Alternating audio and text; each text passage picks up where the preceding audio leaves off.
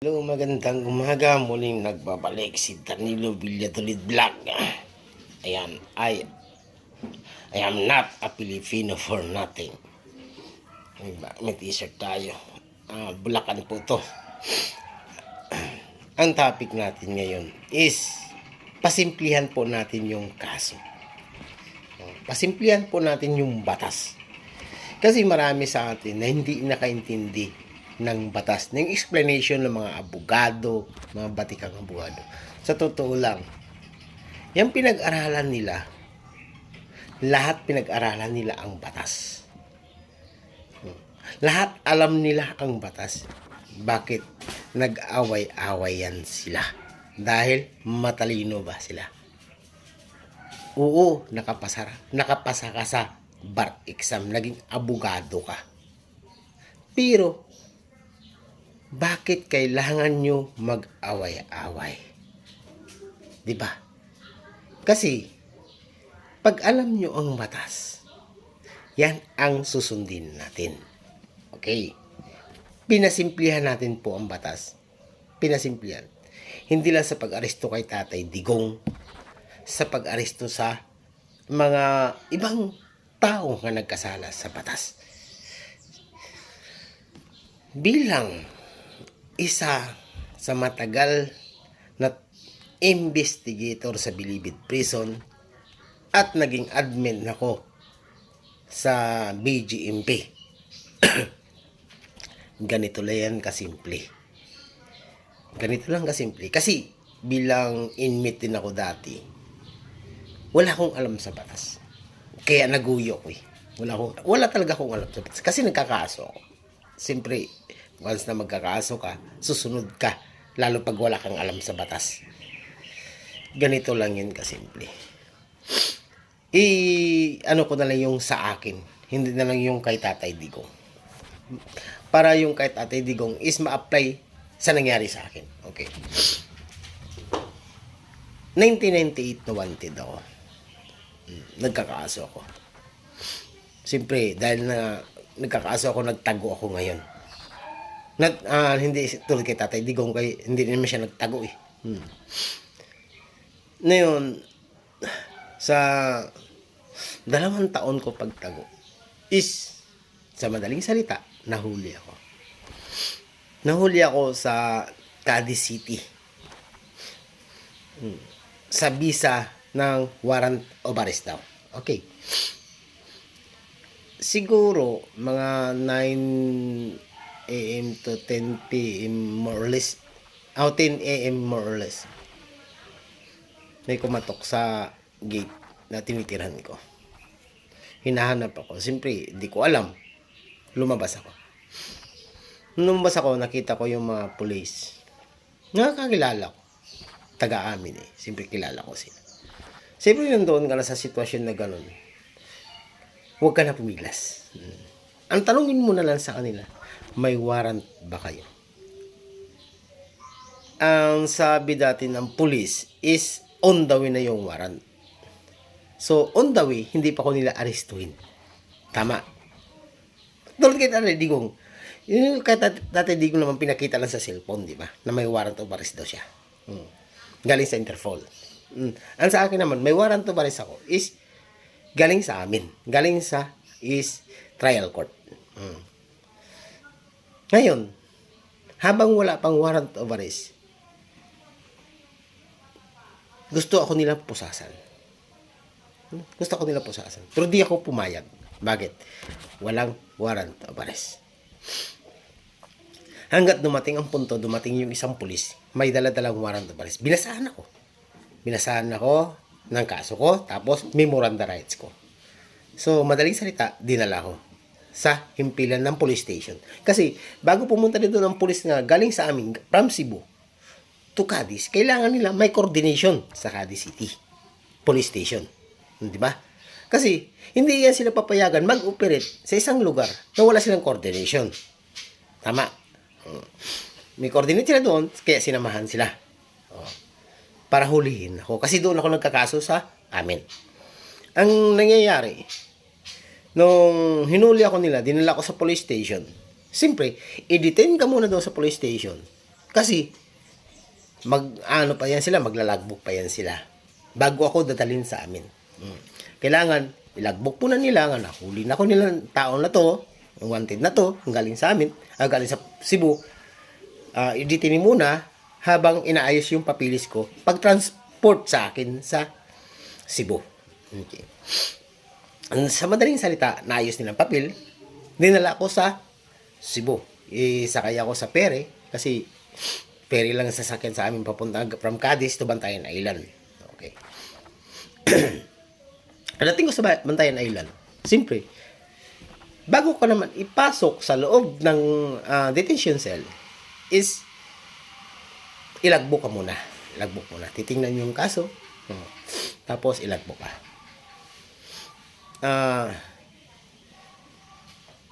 Bago ka naman dadalhin kung saan provincial jail o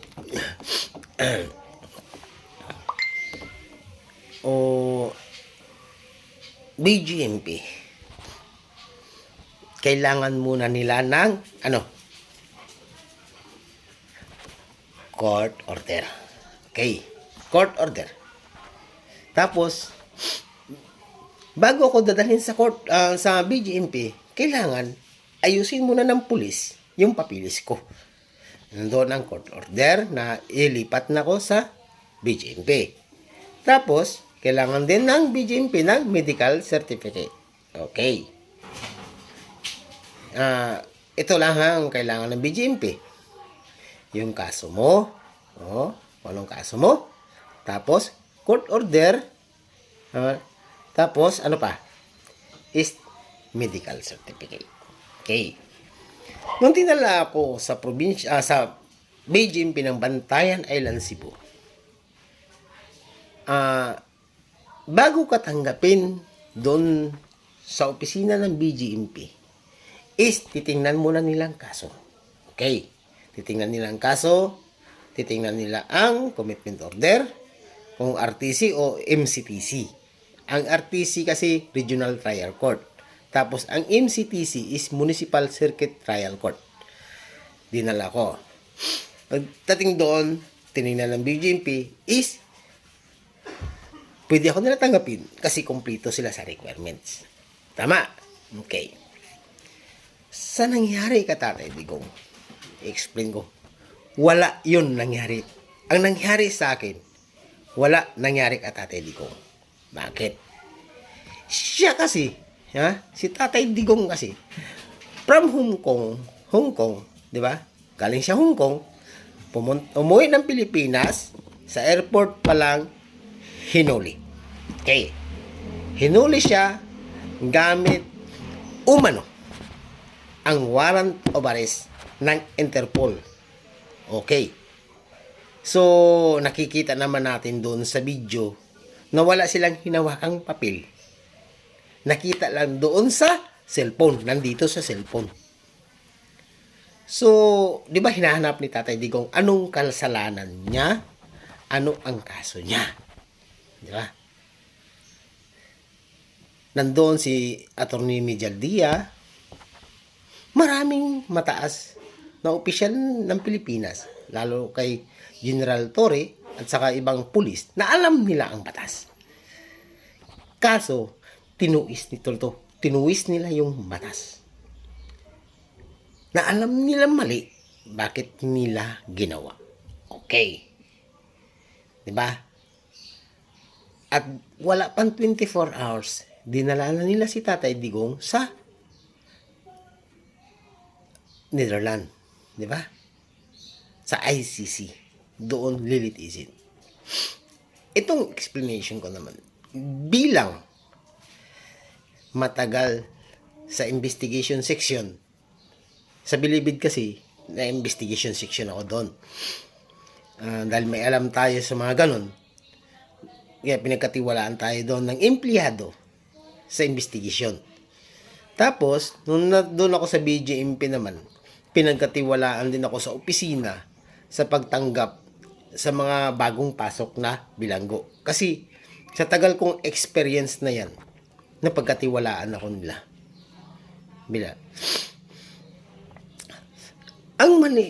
Malaki ang kamalian ng ginawa ng gobyerno natin.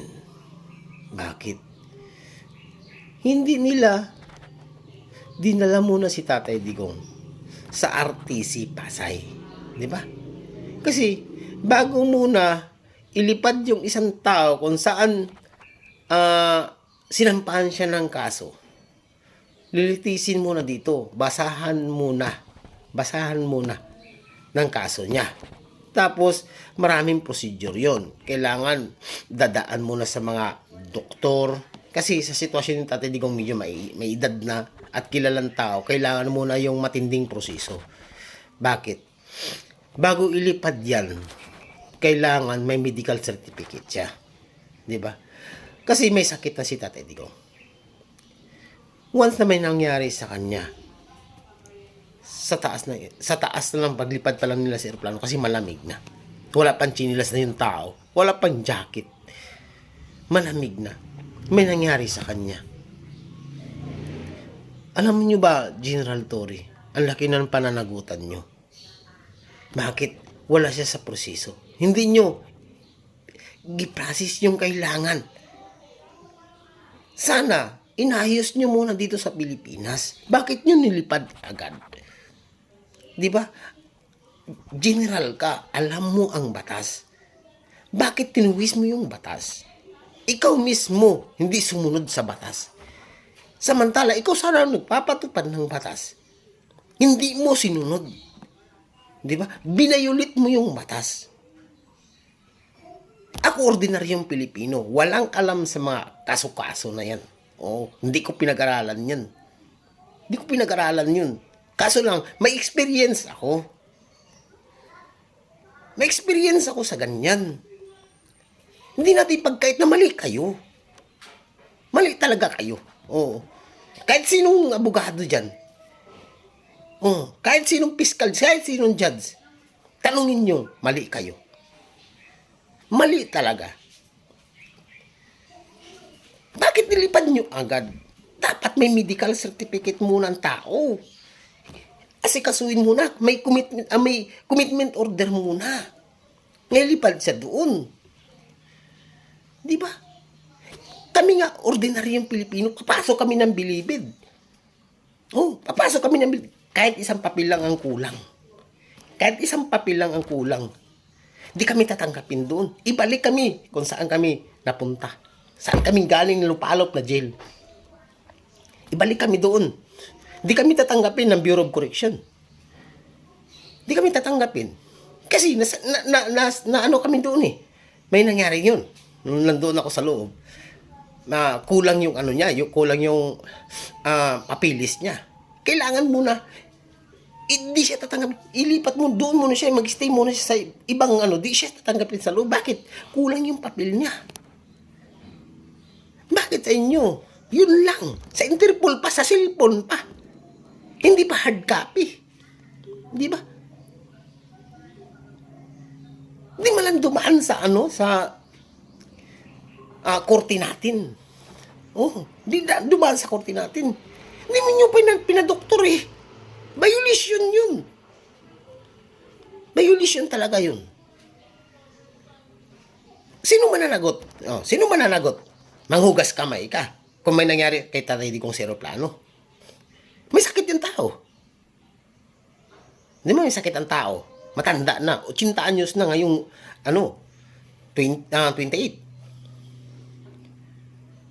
Di ba? Kung may nangyari sa kanya doon, bago nyo sinakay sa aeroplano, sino man nanagot? Manghugas kamay kayo. Sabihin na, ganito, ganito. Hugas kamay na kayo. Kasi inutosan lang kayo. Malaking mali dyan, General Torre. Ang ginawa mo. General ka. Alam mo yun. Oo. Alam mo yun. I am not a Filipino for nothing. Bakit? Tinuwis nyo ang batas. Samantala, alam nyo ang batas. Tinuwis nyo.